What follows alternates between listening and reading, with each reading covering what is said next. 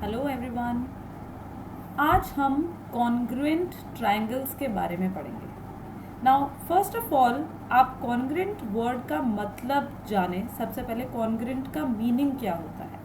Congruent means same shape and same size. Shape में जैसे आपके पास एक ये सर्कल है और एक और सर्कल है, तो ये जो शेप है वो दोनों की शेप सेम है, circle.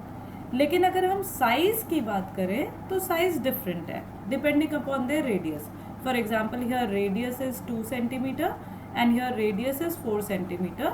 So shape is same, they both are circle, but when we talk about size they are not same. Similarly, suppose you talk about 2 square. Square की प्रॉपर्टी हमें पता है, all four sides are equal and each angle should be 90 degree. So here again the shape are same but the sizes are not different. So two shapes are said to be congruent when they have same shape and same size. तो दो circles congruent कब होंगे? जब उन दोनों का radius same होगा. और कॉन्ग्रेंट का सिंबल होता है, आप इक्वल टू बना के ऊपर एक ये वेवी लाइन बनाएंगे तो this sign stands for congruent. तो two circles with radius suppose R1 and radius R2, these two circles will be congruent when their radius are same. Similarly, if I talk about two line segment, मान लीजिए AB एक line segment है और CD एक line segment है. अगर ये 3 centimetre की है और ये 3.2 सेंटीमीटर की है, so AB is not congruent to CD because है तो दोनों लाइन सेगमेंट ही, लेकिन जो मेजर है वो सेम नहीं है. तो कॉन्ग्रेंट होने के लिए इनका मेजर सेम होना पड़ेगा. तो अगर ये 3.2 की जगह 3 सेंटीमीटर होता तो हम कह सकते हैं that AB is congruent to CD.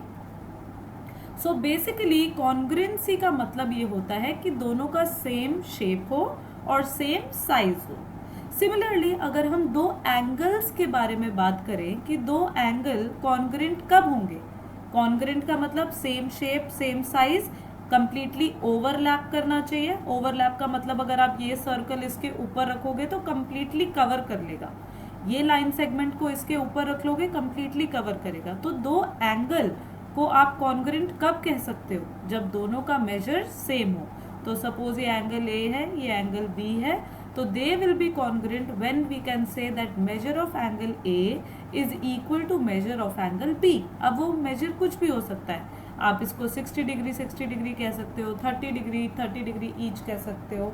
तो they will be congruent only when their measures are same. दो रेक्टेंगल को कब कॉन्ग्रेंट कह सकते हैं? रेक्टेंगल के बारे में हमें पता है लेंथ और ब्रेड्थ होती है, तो वो दोनों कॉन्ग्रेंट तब होंगे जब उनकी लेंथ और ब्रेड्थ दोनों सेम हो. अगर ये मान लीजिए 4 सेंटीमीटर है, ये 3 सेंटीमीटर है, तो ये रेक्टेंगल की लेंथ और ब्रेड्थ भी 4 सेंटीमीटर और 3 सेंटीमीटर होना चाहिए. Now when we talk about triangles, in triangles there are 6 elements. How 6 elements? Circle में एक एलिमेंट था रेडियस, स्क्वायर में एक एलिमेंट था साइड, रेक्टेंगल में 2 एलिमेंट थे लेंथ और ब्रेड्थ. लेकिन अब मैं आपको कह रही हूँ कि ट्रायंगल में 6 एलिमेंट्स हैं. अब वो 6 एलिमेंट्स क्या क्या हैं? 3 साइड है और 3 एंगल है. तो अगर तीनों के तीनों एंगल और तीनों के तीनों साइड आपस में इक्वल होंगे तभी हम इन ट्रायंगल्स को कॉन्ग्रेंट कह सकते हैं. लेकिन आपको नहीं लगता ये बहुत बड़ा टास्क हो जाएगा 6 एलिमेंट्स को दिखाना? सर्कल में तो हमने सिर्फ रेडियस चेक किया, स्क्वायर में हमने सिर्फ साइड चेक करी, रेक्टेंगल में ओनली लेंथ एंड ब्रेड्थ. तो ट्रायंगल को कॉन्ग्रेंट करने के लिए आपको 6 एलिमेंट्स चेक करने पड़ेंगे.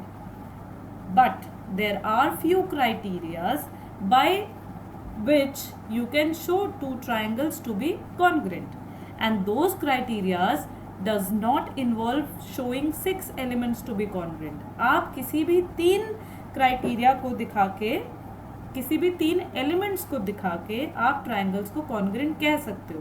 And those criterias are, these are very important criterias and it will make your work very simple.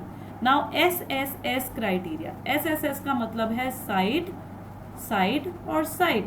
अगर आपके किन्हीं दो ट्राइंगल में तीनों साइड इक्वल हैं तो आप ट्राइंगल को कॉन्ग्रुएंट कह सकते हो। फॉर एग्जाम्पल ये ए बी सी और ये मान लीजिए पी क्यू आर, तो इस ट्राइंगल में आपने देखा ए बी पी क्यू के इक्वल है, ए सी पी आर के इक्वल है और बी सी क्यू आर के इक्वल है। तो आप कह सकते हो that triangle A B C is congruent to triangle P Q are.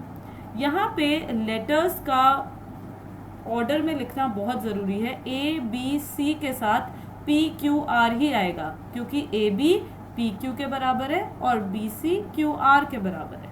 तो फर्स्ट क्राइटेरिया हो गया एस एस एस। अगर आपने तीनों साइड दिखा दी तो आप ट्राइंगल को कॉन्ग्रुएंट कह सकते हो। Second criteria S A S, इसका क्या मतलब होगा? एस का मतलब तो मैंने आपको बताया दो साइड और ए का मतलब एंगल, लेकिन यहाँ पे कंडीशन ये है कि दो इक्वल साइड के बीच में ही एंगल होना चाहिए। सो फॉर एग्जाम्पल आप यहाँ पे देख रहे हैं ये साइड और ये साइड आपस में इक्वल है और ये साइड आपस में इक्वल है और दोनों इक्वल साइड के बीच का एंगल इक्वल है, इसलिए आप इन दोनों को एस ए एस क्राइटेरिया से कॉन्ग्रुएंट कह सकते हो। अगर एंगल दो इक्वल साइड के बीच में नहीं होगा तो ज़रूरी नहीं है कि वो ट्राइंगल्स कॉन्ग्रुएंट हो। तो सेकंड क्राइटेरिया में ये इंपॉर्टेंट चीज़ है कि जो एंगल है वो इंक्लूडेड होना चाहिए बिटवीन टू इक्वल साइड्स। अब बात करते हैं ए एस ए की। तो ए एस ए से आपको क्या समझ में आता है? ए S A angle side angle. तो यहाँ पे दो एंगल इक्वल होने चाहिए और उनके बीच की जो साइड है वो इक्वल होनी चाहिए, इंक्लूडेड साइड। तो जैसे आपको यहाँ पे दिख रहा है this angle is equal to this angle, this angle is equal to this angle and this side is equal to this side. So A S A, दो इक्वल एंगल के बीच में साइड होनी चाहिए। सिमिलरली नेक्स्ट क्राइटेरिया हो गया ए A S, कोई भी दो एंगल और एक साइड। आप ये दो एंगल और ये साइड भी कह सकते हो। नाउ थर्ड क्राइटेरिया आता है R H S. Are H S criteria का मतलब ये होता है, आर एच एस मीन्स, ये बहुत इंपॉर्टेंट है, R H S. Now R here means right angle. Right angle means measure of one angle should be 90 degree. Now H stands for hypotenuse. Now hypotenuse का क्या मतलब होता है? Hypotenuse is the longest side in a right triangle and is opposite to 90 degree. So यहाँ पे ये hypotenuse होता है और S मतलब कोई भी एक side.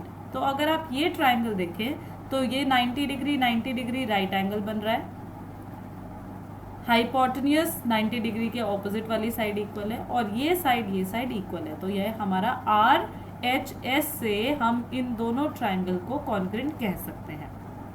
Now I will be uploading more videos where we will be using these criterias to solve questions, so keep watching. Thank you so much.